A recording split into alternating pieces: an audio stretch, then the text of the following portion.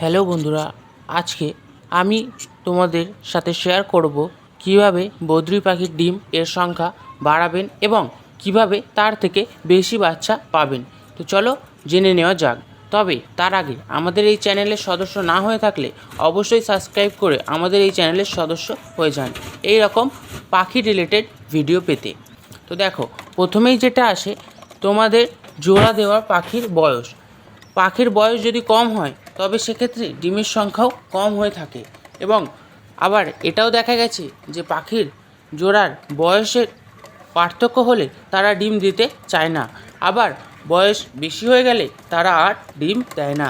তাই জোড়া দেওয়া পাখির বয়স অবশ্যই দেখে তবেই জোড়া দাও। তারপরে আছে খাদ্য ও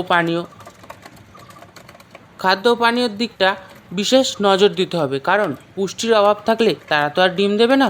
তাই তাদের খাদ্যে পুষ্টিগুণ যেন অভাব না থাকে, তাই তাদের একটা ভালো সিড মিক্সের সাথে সাথে সবুজ শাকসবজি এবং সমুদ্র ফেনা, মিনারেল ব্লক এইগুলো দিয়ে রাখতে হবে।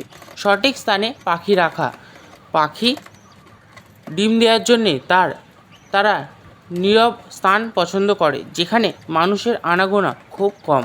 তাই তুমি যদি পাখি এমন এক স্থানে রেখে থাকো যেখানে মানুষের আনাগোনা অনেক বেশি এবং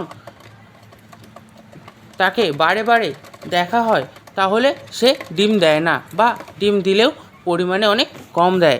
তাই এই তিনটে বিষয় মূলত কারণ হয় যে পাখি ডিম কম দেয়।